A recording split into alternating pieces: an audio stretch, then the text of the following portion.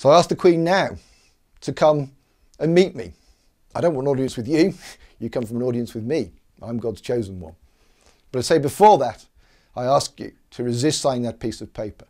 I know that your advisors will tell you this is interfering in the political process, but this is not politics. This is about humanity. We're all human beings here together. And I, even as the Messiah, of course, am God incarnated as a man, and therefore fallible as a man, basically. But together, if people like you in positions of influence take that brave decision to expose this evil, we'll bring it to an end much more quickly. And that evil is not happening in the abstract. That evil is happening every day in terms of people being tortured and illegally incarcerated. And it continues because of the myths we are sold by the mainstream media that seem to be bought up by politicians in Parliament. It is also promulgated by an organisation called Common Purpose, who appear to be brainwashing impressionable people and then inserting them into local councils, into the BBC, into all of our institutions to try and control those institutions. Again, I ask you, as Queen, to try and expose this evil in front of the people and ensure that parents are warned about dangerous organisations, that families are warned, that organisations themselves are warned about Common Purpose, because they are the visible tip of the New World Order. And I say, we stand at a crossroads in history because we now stand at only 4.5 years to 2012 when the universe will change. So it's up to us all to try and live in unconditional love in the run up to that and find our place in the new world.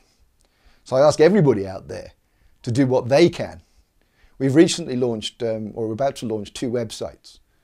One is to do with truth issues, in which we very dispassionately and without ego look at the evidence and try to objectively analyse that evidence in the light of what we know to come to the truth. And believe me, there is only one truth. Truth is not subjective. There is one objective truth of what happens, and God says we should try and establish that truth as part of the process of wisdom.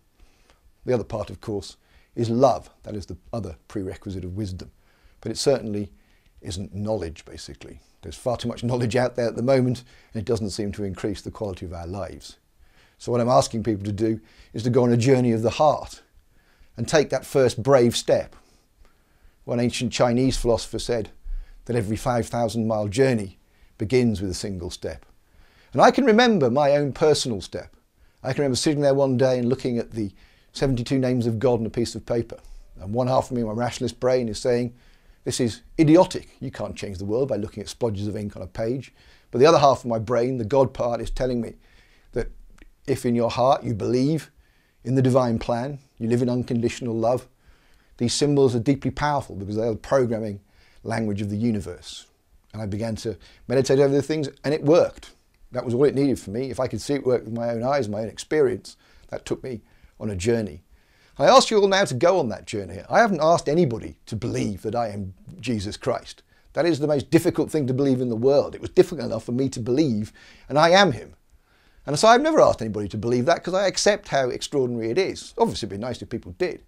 But what I have asked people to do is to dispassionately look at the evidence that points to the fact that someone called David Michael Shayler, born 2412, who awakened around 777, is the Messiah. I ticked all those boxes. I woke up at that time. That is my birth date, basically. And I've already partly done the teachings of Jesus. I've taught unconditional love from political platforms. I've stood up for truth and justice. And I believe that we are about to all change. There's some very important dates coming up in the future.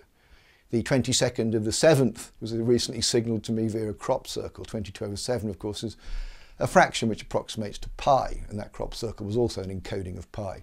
But I've also seen it around the other dates, the 23rd of the 7th and the 24th. So there are 3 very powerful cosmic dates in which we will be blasted with these energies. Now, when these energies come, they can seem very turbulent. You might think you're depressed, you might think you're ill. And that's the moment, though, when you've got to open up your heart.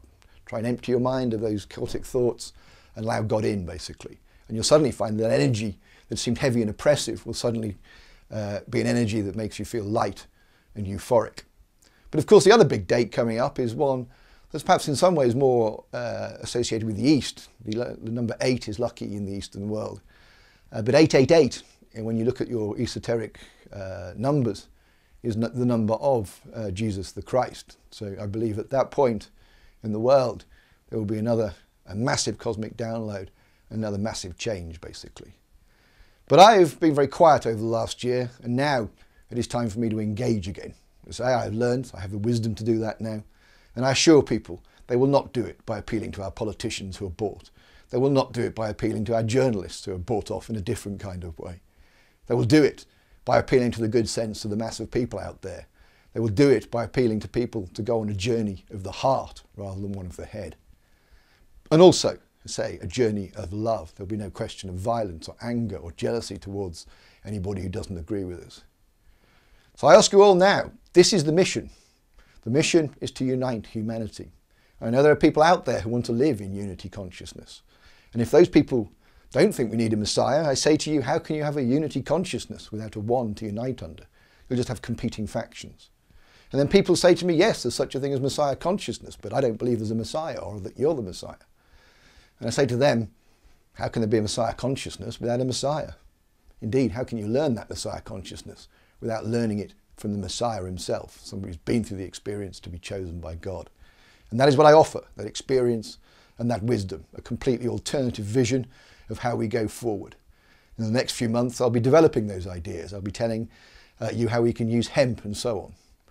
But I appeal for all of you now to back up what I'm trying to do by appealing to the Queen. Write to the Queen. Say that you don't want your country sold down the river. Say that you're worried by what is going on and try and support this initiative.